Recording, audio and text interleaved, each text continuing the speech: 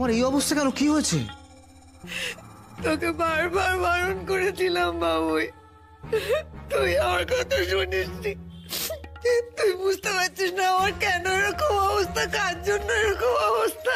কার জন্য? তুমি কার কথা বলছো? কে আবার? তোর ওই ডাইনি বউ আর তার বৌদি উর্মি। জানিস আজকে উর্মি না আমার মুখের উপরে গরম মিস্ত্রির ছাকা দিতে গিয়েছিল। কি? উর্মি তোমাকে স্ত্রীর ছাকা দিতে যাবে কেন? আমি রান্নাঘরে কাজ করছিলাম, তোর বউকে বললাম জামা কাপড়গুলো একটু ইস্ত্রি করে দিতে। তারপর কি করে জানি ওর গায়ে একটু ছাকা লেগে গেছে। কি চিৎকার!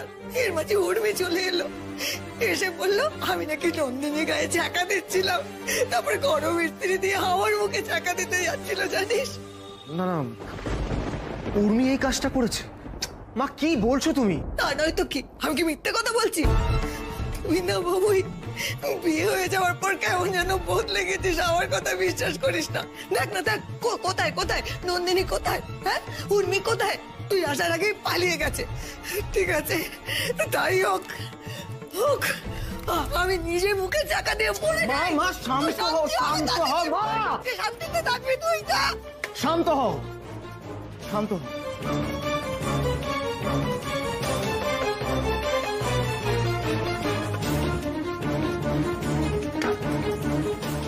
উর্মি এটা করলো?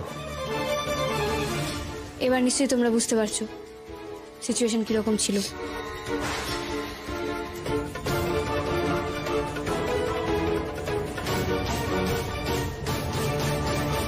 কেঁদো না মুদিদি। আরে মুদিদি, তোমার তো কোনো দোষ নেই। তবে হ্যাঁ, তুমি যেটা করতে পারতে সেটা তুমি আমাদের আগে জানাতে পারতে, কিন্তু তুমি জানালে না কেন মুদিদি? এভাবে চুপচাপ মুখ বুঝে মেনে নেওয়ার মানেটা কি? আমি কি করে জানাবো উর্মি? তোমরা তো সবাই জানো যে আমি এই বিয়েটা মা বাবার অমতে গিয়ে করেছিলাম। আমি যদি এই সমস্ত কথা এসে বাড়িতে বলতাম তাহলে সব থেকে বেশি কষ্ট তো ওরাই পেত, বলো।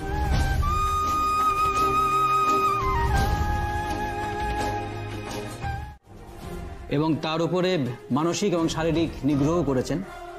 এই জন্য ওনার বিরুদ্ধে 498 এ ধারায় কেস রুজু হয়েছে। আমরা ওনাকে গ্রেপ্তারও করেছি। এখন আমাদের নন্দিনী সেনের স্টেটমেন্ট নিতে হবে। কিন্তু অফিসার, আমাদের বাড়ি থেকে তো কেউ কোনো অভিযোগ করেনি, তাহলে কে অভিযোগ করলো? উনি ভেতরেই আছেন। হালদার বাবু, ওনাকে আবার ডাকুন তো।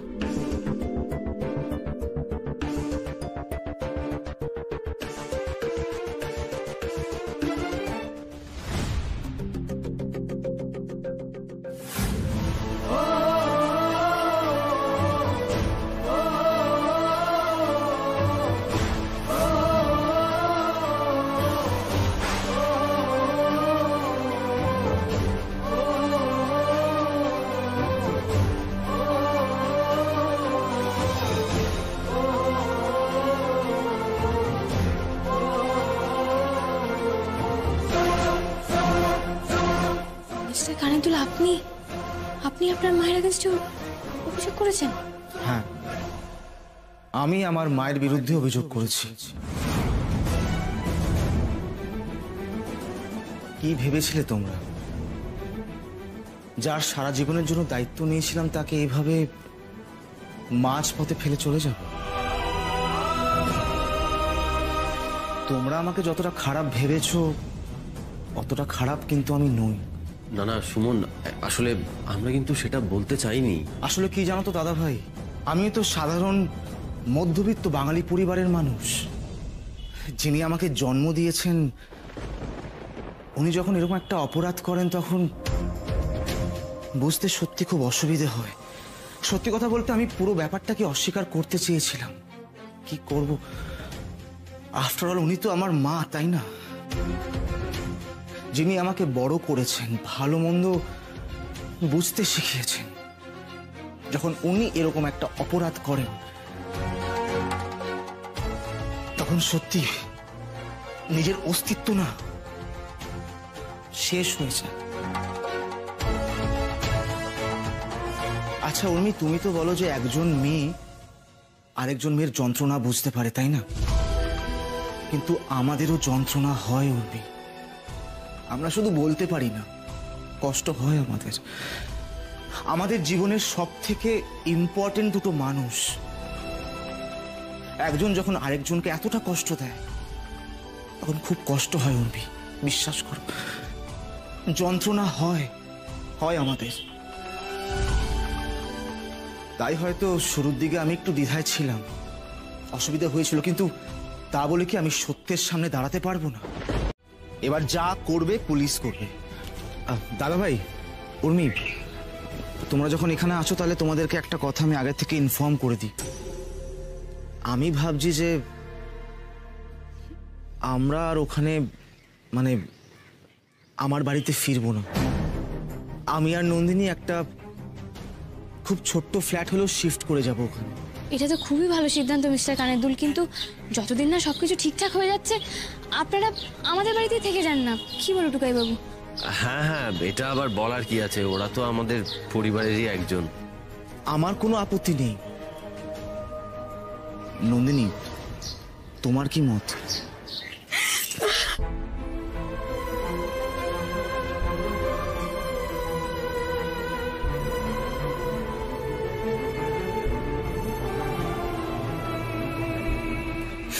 নন্দিনী, তুমি আমাকে আগে বলনি কেন এই কথা? তাহলে তো সমস্যার সমাধানটাই থানাতে এভাবে হতো না। আমি অনেক আগেই সমস্যার সমাধান করে ফেলতে পারতাম। আমার উপর তোমার এতটুকু ভরসা নেই? জানো তো মৌদিদি, ছোট ঠাম্মি তো একটা কথা বলো যে অন্যায় না হচ্ছে আগাছার মতো, তুমি যত বাড়তে দেবে সেটা তোমার মাথায় চড়ে বসবে। তোমার কিন্তু অনেকদিন আগেই প্রতিবাদ করা উচিত ছিল। ভবিষ্যতে না আর এরকম ভুল কখনো করো না। আমি তো নিজের চোখেই দেখলাম কিভাবে অন্যায়কে প্রশ্রয় দিলে দিনের পর দিন সেটা মাথায় চড়ে বসে। পুতুল তুলি এদের তো দেখলাম। উর্মি, আজকে তো তুমি আমাকে বাঁচিয়ে নিয়েছো, কিন্তু তুমি জানো আমার মতো এরকম কত মেয়ে আছে যারা এরকম অন্যায় সহ্য করে দিনের পর দিন রয়েছে। আর ইনফ্যাক্ট তাদের উপর হয়তো আমার থেকেও অনেক বেশি অন্যায় হচ্ছে।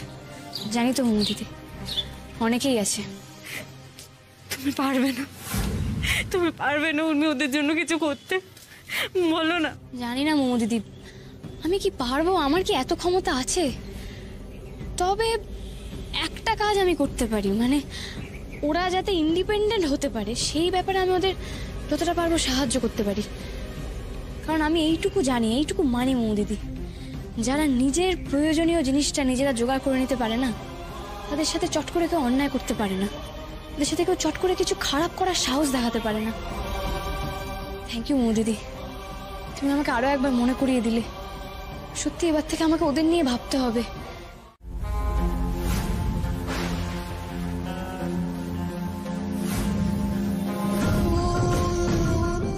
মামুনি, কি তোমরা এখানে? হ্যালো। তোমরা এভাবে এখানে পাবলিক প্লেসে ঘুরে বেড়াচ্ছ, তোমাদের লজ্জা করে না? আগে হেসে নি, দাঁড়াও। কি অদ্ভুত কথা, তাই না? বেটা, মানে তুমি না একদমই আপডেটেড নও। মানে আমাদের বাড়ির ওই খুব বৃষ্টির মতো, কিচ্ছু জানো না। মানে তুমি তখন থেকে বোকার মতো মানে করে যাচ্ছ। তুমি সত্যি কিছু জানো না? তোমাদের কাছ থেকে নতুন করে কি বা জানার আছে বলো? হ্যাঁ হ্যাঁ,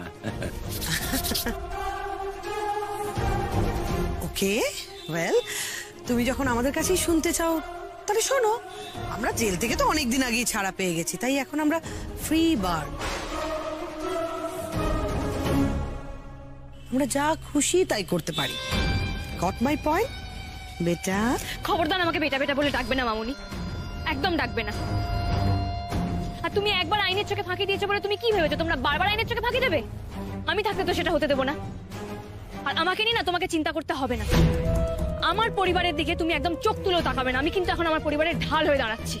ওকে, তুমি ঢাল হয়ে যখন দাঁড়াবে দাঁড়াও না, বেশ, নো প্রবলেম।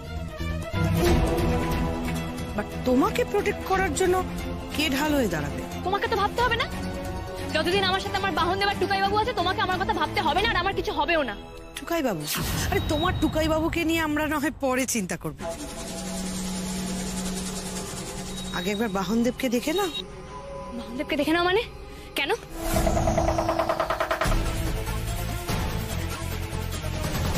কি করছো তোমরা?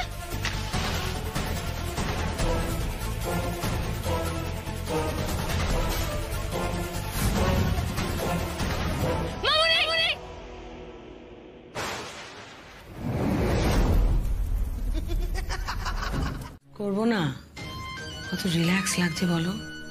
আজ কতদিনের স্বাদ পূর্ণ হলো। উর্মিকে একেবারে দুমড়ে মুচড়ে শেষ করে দিলাম।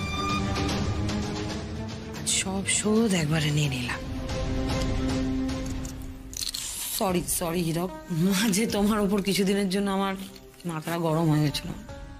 ও হয়, বাট লাস্ট টাইম তুমি যেভাবে ব্যাপারটা এক্সিকিউট করলে ভাবা যায় না।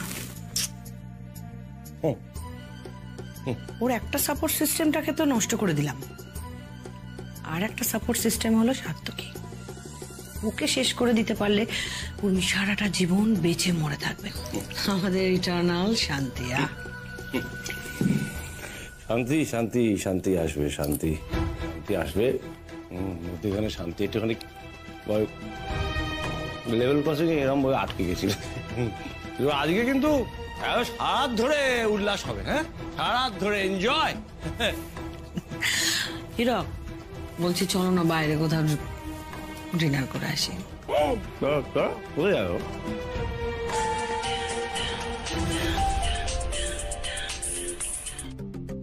হ্যালো, ও আপনারা কলকাতায় চলে এসেছেন? না না, বাড়িতে আসতে হবে না, আমরাই যাব হোটেলে আপনাদের সাথে দেখা করতে। ঠিক আছে। আরে জেঠু, উর্মির গ্র্যান্ডপা। ও বাবা, তাহলে তো গৌরী সেন এসে হাজির হয়ে যাচ্ছেন। ঠিক আছে, আরো অনেকগুলো টাকা জোগাড় করতে হবে। বিকিটা যা এঁকে বসেছে না, ওর মানে ফান্ডে হাত দেওয়া যায় না কোম্পানি। খুব বাজে কেস।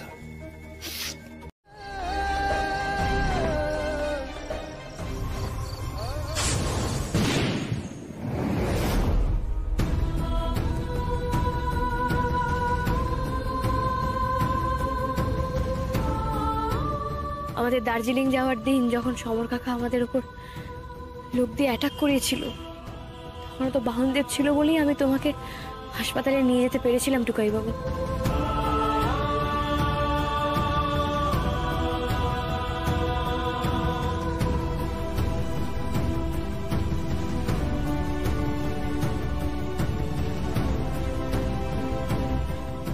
এত ঘটনা আছে, কিছুতেই শেষ হবে না জানো তো।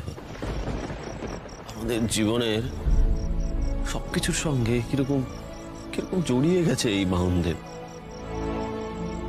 ঠিক বিমলের সঙ্গে জগদ্দল যেরকম, আমার সঙ্গে এই বাহনদেবের বন্ধুত্বটাও সেরকমই।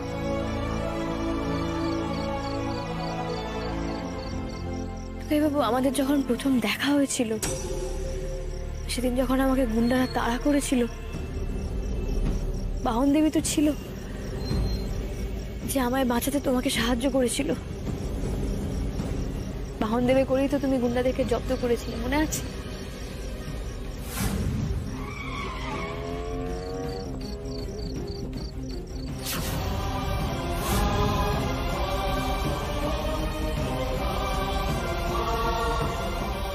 আমার তো তোমাকে একটা কথা বলাই হয়নি টুকাই বাবু। তুমি জানো, আমার ছোট থেকেই না খুব ইয়েলো ট্যাক্সির উপর ফ্যাসিনেশন ছিল। আমি যখন তোমাকে প্রথমবার দেখেছিলাম, তুমি হলুদ ট্যাক্সিতে আছো, আমার যে কি ভালো লেগেছিল আমি তোমাকে বলে বোঝাতে পারবো না। আমি তো যাকে বলে আমি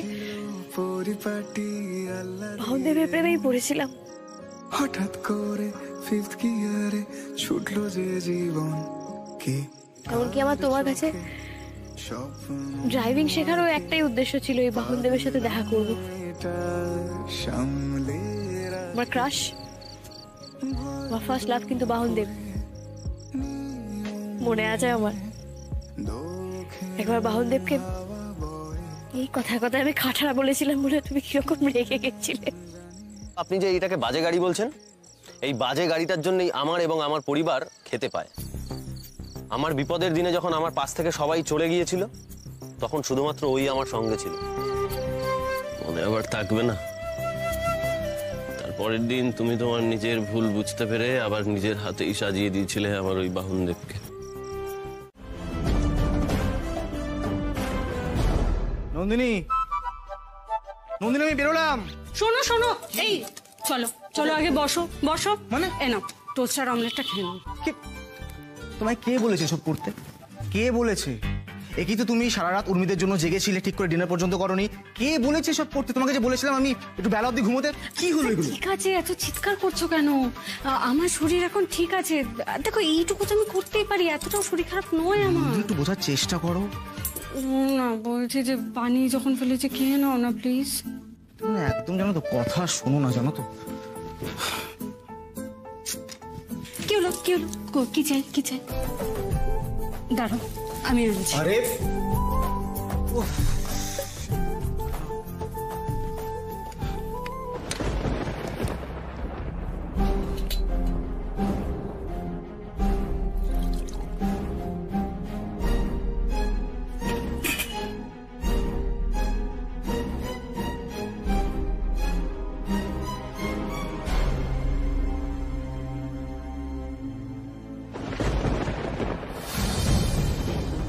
নন্দিনী, নন্দিনী,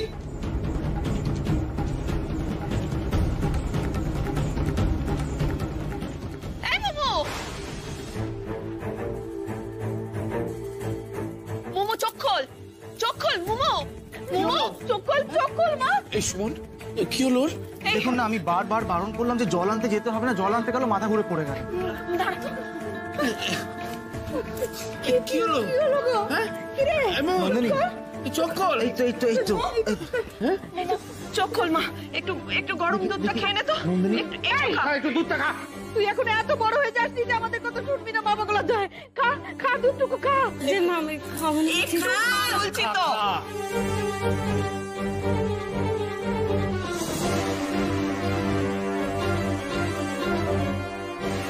নন্দিনী, এখন ঠিক আছে তুমি? দেখেছিলে বারবার বলেছিলাম যেও না, এত স্ট্রেস কেন নিচ্ছ? দেখলে তো মাথা ঘুরে পড়ে গেলে। ঠিক আছে, চিন্তা করো না, আমি আমি আমি আছি তোমার সাথে আজকে সারাদিন। এরকম কেন করিস? মানে তুমি অফিস যাবে না কেন? প্লিজ প্লিজ সুমন, তুমি অফিস যাও। ওদের মা উর্মি কোথায় বলো না, উর্মি একটু আমার সাথে থাকুক তাহলেই হবে।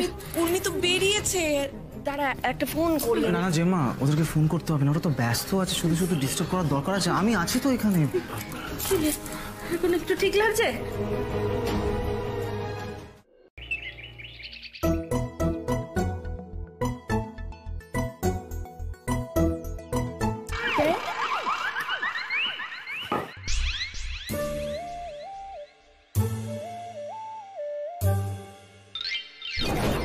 আরে এই উর্মি, কি করছো তুমি?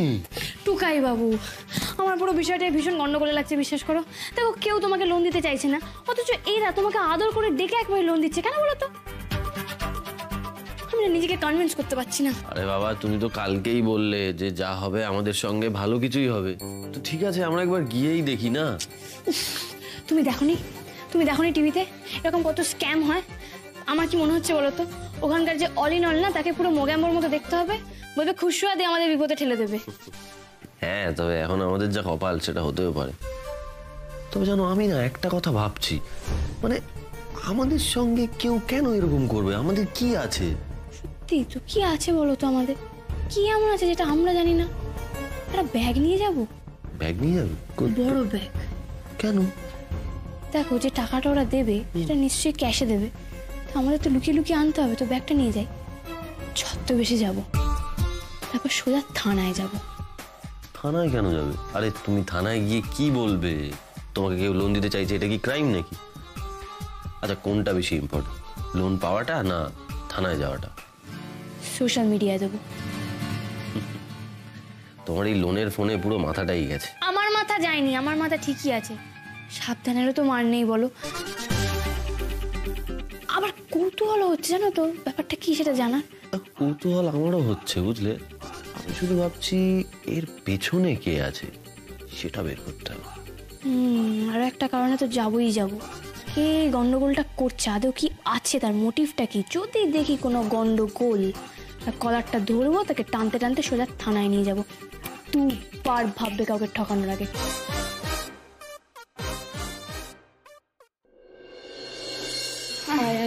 এখানটায় বস, আস্তে আস্তে আস্তে বস বস। আমার শরীরটা ভীষণ খারাপ লাগছে জানো তো, মাথা ঘোরাচ্ছে, গা গোলাচ্ছে। একটু জল খাবি তো? জল আনবো? জল খাবি না যে মা, কিছু খেতে পারবো না, খেলে না বমি হয়ে যাবে। ডক্টর মিত্র তো ফোনই তুলছেন না, যে কি প্রবলেমে পড়লাম। নন্দিনী, এই জন্য বলেছিলাম বারবার তোমাকে ডক্টরটা দেখাও দেখাও দেখাও। একটা মেজর প্রবলেম হয়ে গেছে, তার আগে ডক্টর তাহলে কি প্রবলেম ছিল বলতো, কি করি?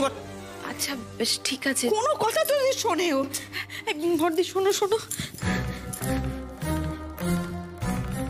আমার তো খুব টেনশন হচ্ছে গো। কি হবে এই মেয়ের? এত শরীর খারাপ হয়ে গেল, ওগুলো তার শ্বশুর বাড়ি থেকে গাল মন্দ শুনে এমনি কেমন পাল্টে গেছে, খাওয়া দাওয়া করছে না ঠিকঠাক, কোনো বড় শরীর খারাপ হয়ে গেছে। মেজো, তোর কি মনে হয় বলতো? হ্যাঁ, তুই কি বুঝছিস? অনেক বছর তো হলো সংসার করছিস তুই। আরে আমার সংসার করার জন্য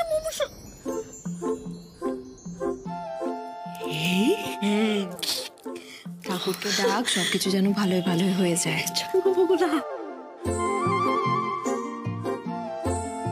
কি হলো? ছোটকা, যে মা, আমি বলছি যে আমার না খুব টেনশন হচ্ছে জানো তো। আমার মনে হয় আর দেরি করা উচিত হবে না। আমরা না নন্দিনীকে অ্যাডমিট করে দিই নার্সিংহোমে। দাদাভাই আর উর্মিও তো সকাল সকাল বেরিয়ে গেছে, ক্যান্সেল করতে পারতাম। ঠিক আছে ঠিক আছে, তুমি চিন্তা করো না, আমি এক্ষুনি একটা ট্যাক্সি ডেকে আনছি। আমি যাচ্ছি তোমার সাথে। না না, সবাইকে যেতে হবে না, তুমি বরং একটা কাজ করো, তুমি ওই নার্সিংহোমে একটা ফোন করে রাখো, যাতে আমরা গেলেই অ্যাডমিট করে নেয়। ঠিক আছে ঠিক আছে, আমি আসছি এক্ষুনি। হ্যাঁ, তাড়াতাড়ি তাড়াতাড়ি যাও ছোট।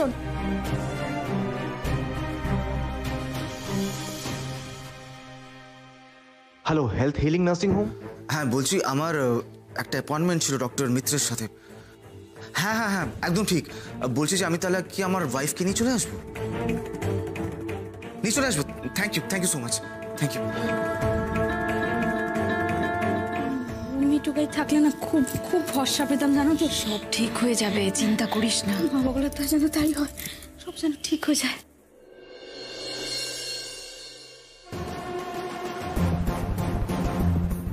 আমি এখনো বুঝতে পারছি না এই কোম্পানিতে আছেটা কি, মানে আমাদের ডাকার কারণটা কি, বুঝলে? ইন্টেনশনটা কি আমি এখনো বুঝতে পারছি না। দেখো টুকাই বাবু, আমাকে তো চেনে না, যদি কোনো রকম কোনো গন্ডগোল করেছে তো আমি কিন্তু পুরো উর্মি স্টাইলে খেল দেখে দেবো বলে রাখলাম। তারপর কিন্তু আর ভবিষ্যতে কিছু করার সাহসও পাবে না। ঠিক আছে, চলো চলো।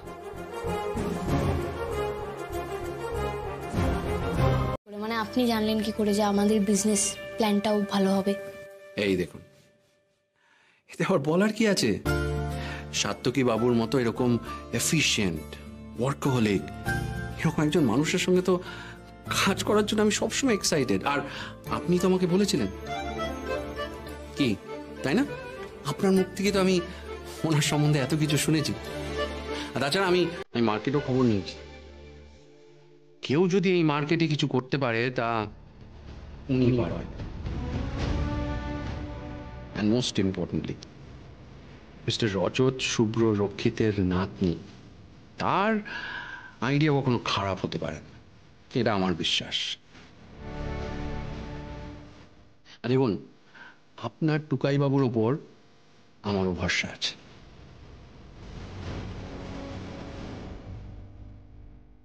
দেখুন, আপনি আমাদের বন্ধু, এভাবে কিছু না নিয়ে আপনি লোন দিয়ে দেবেন, সেটা আমাদের খুব খারাপ লাগবে। মানে টাকাটা যদি জলে যায় তাহলে আমরাও কষ্ট পাবো। আপনি সবটা ভেবে চিন্তে তারপর বলছেন তো? হ্যাঁ মানে আমি বলছিলাম, দেখুন মানে আপনি আমাদের লোন দিতে চাইছেন, ঠিক আছে, মানে সেটা নিয়ে আমাদের কোনো সমস্যা নেই, কিন্তু আমরা যদি ঠিক সময় মতো মানে রিপে না করতে পারি তখন তো আপনি বিপদে পড়বেন। আপনি হয়তো তখন আমাদের বন্ধু ভাববেন, সেই ভেবে কিছু বলতে পারবেন না। তাই বলছিলাম যে আপনি যদি এই পুরো ব্যাপারটা আরেকবার ভেবে দেখেন। আচ্ছা, আপনারা এটা কি করে ভাবলেন যে আমি এই সব কিছু এমনি এমনি বলছি?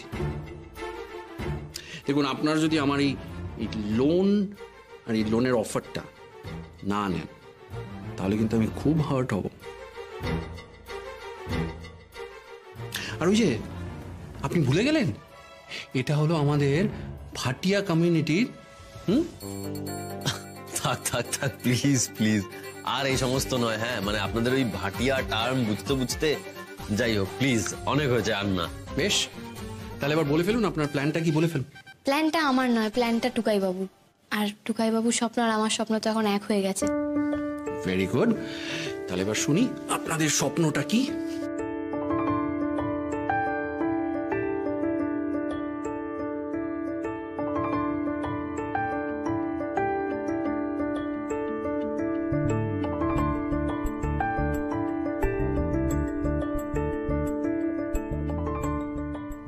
না,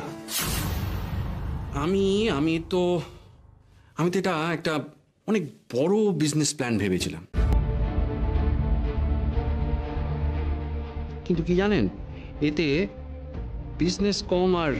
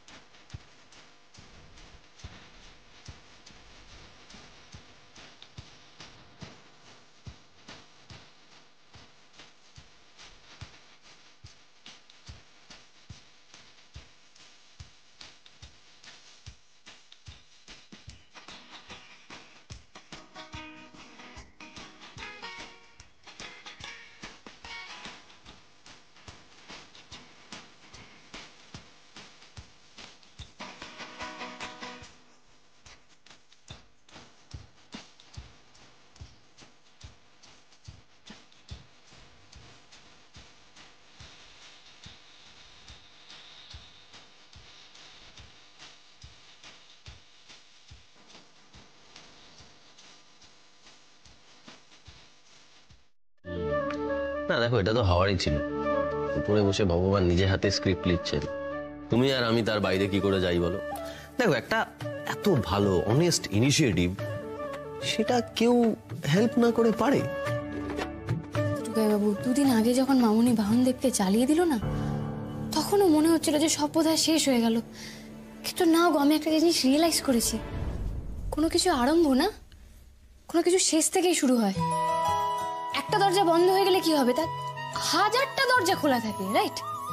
একদমই তাই। আসলে সত্যি বলতে আমারও না একেবারে স্বপ্নটা ভেঙে চুরমার হয়ে গেছিল। তারপরে এই ঘটনাটা যখন ঘটলো না, তখনই আমি আবার কিরকম একটা আশার আলো দেখতে পেলাম, জানো। দেখো, এখন তো পরিস্থিতি মোটামুটি ঠিকঠাকই আছে, চলো তোমাকে একবার ডাক্তারটা দেখিয়ে আনি আমি। আজকেই? না না, আজকে থাক। এখন কেন থাকবে? আজকে গেলে কি ক্ষতি আছে? না দেখো, কেনর কোনো পার্টিকুলার কারণ নেই, মানে আমি বলছি সময় তো আছে, পরে কখনো যাব। না পরে যাব না, আমরা আজকেই যাব। বেশ ঠিক আছে, কিন্তু যাওয়ার আগে একটা ইম্পর্টেন্ট কাজ আছে, সেটা করে যাব। আবার কি কাজ? বাহনদেবের সাথে দেখা করব না? তার মানে উনি এখন দিল্লিতে আছেন কনফারেন্সে? সে নিয়ে আপনি বিন্দুমাত্র চিন্তা করবেন না। দেখুন, প্রত্যেকদিন স্যারের সব পেশেন্টের রিপোর্ট নিয়ে একবার ওনার সাথে আমার কনসালটেশন হয়। You are smoothly improving Mister Sarkar. Last X report কিন্তু তাই বলছি। বলছি ডক্টর আঙ্কেল, আপনি ওই হাতুড়িটা দিয়ে একবার ওনাকে মেরে দেখবেন না? হ্যাঁ হ্যাঁ, দেখবো দেখবো। আমি নিতে পারি একবার? কেন, তুমি হাতুড়ি নিয়ে কি করবে? তোমাকে মারবো, মেরে দেখবো। কোনো দরকার নেই, শেষকালে আমার হাঁটুটাই যাক ভেঙে গুঁড়িয়ে। দরকার নেই।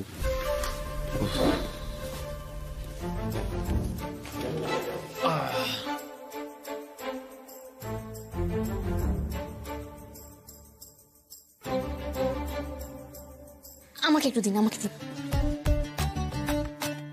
এখানে তো? আরে কি করছো? ঠিক আছে, আপনি চেক করুন।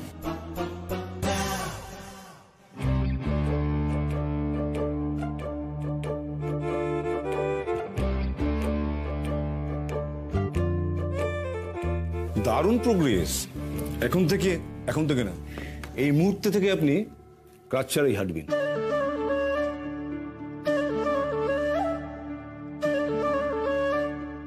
এখন থেকে ক্রাচ ছাড়া হাঁটবো মানে? আমি কি পুরোপুরি ফিট? হ্যাঁ, উনি যখন বলছেন, উনি তো ডাক্তার মানুষ, উনি যখন বলছেন নিশ্চয়ই কিছু বুঝাই বলছেন টুকাই বাবু। উনি যখন বলছেন তারপরে তুমি হাঁটতে পারবে। এই আমি তোমার ক্রাশ নিয়ে নিলাম, তুমি ঠিক পারবে। চলো চলো চলো টুকাই বাবু, come on come on come on, fight fight fight, চলো লেটস মুভ অন, চলো চলো।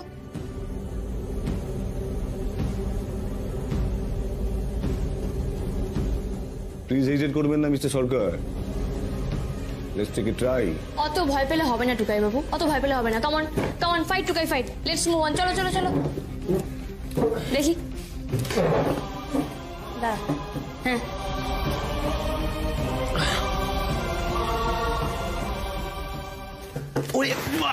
টুকাই বাবু।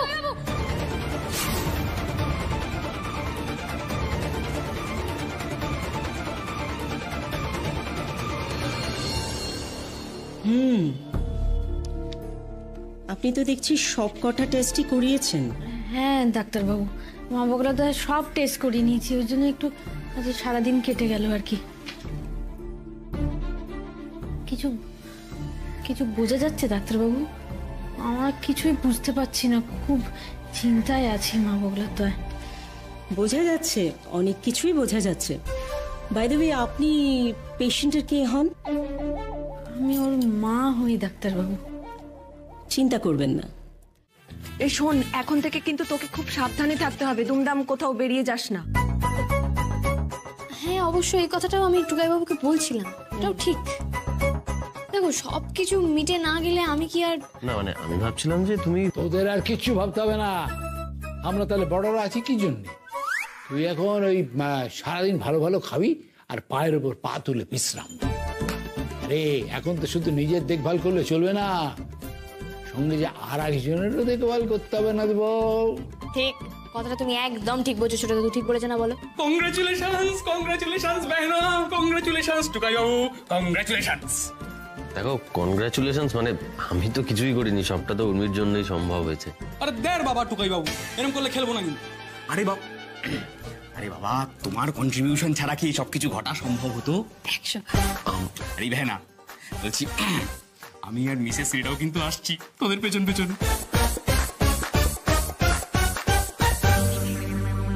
সে কি রে, বাড়ি শুদ্ধ সবাই একসাথে?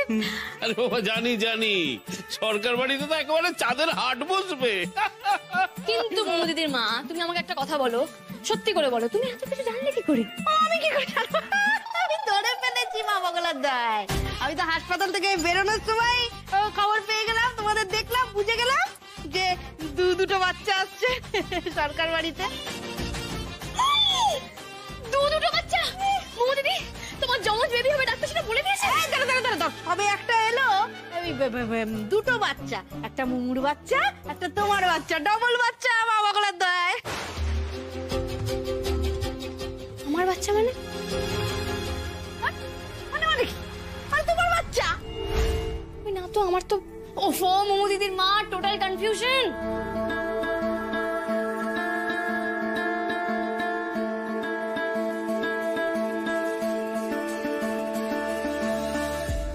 তার মানে? মা, আমার বাচ্চা... দেখো মা, আমরা ডাক্তারের কাছে গেছিলাম ঠিকই, কিন্তু আমি টুকাই বাবুকে নিয়ে গেছিলাম টুকাই বাবু ট্রিটমেন্টের জন্য। ডক্টর আঙ্কেল বললেন যে টুকাই বাবু এখন আগের থেকে অনেকটা ভালো আছে, ও পারবে সবকিছু করতে, হাঁটতে চলতে পারবে ও এখন নিজে নিজে। ব্যাস এটাই। এখানে বাচ্চার কথা কোত্থেকে এলো বলো তো? আর আমি এখন থোড়ি না এরকম কোনো দায়িত্ব নিতে পারবো। যা, সামনে মেলা কাজ, আমি তো রেডিও নই। এ আবার কি কথা উর্মি?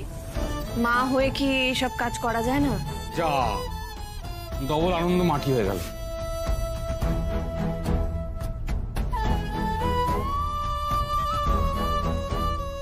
এই রে, এসবের মাঝে থাকলে তো টুকাই বাবু এসব শুনেই ফার্স্ট্রেটেড হয়ে যাবে। কি রে, চুপ করে আছিস কেন? নেওয়া যায় দায়িত্ব, কিন্তু আমি নিতে পারবো না এখন। আচ্ছা, ডাবল মজা কেন হবে না? হবে তো, সব আমরা সেলিব্রেটও করবো। এক কাজ করি, ফ্রেশ হয়ে আসি, তারপর একসাথে প্ল্যান করবো, কেমন? টুকাই বাবু চলো চলো চলো চলো।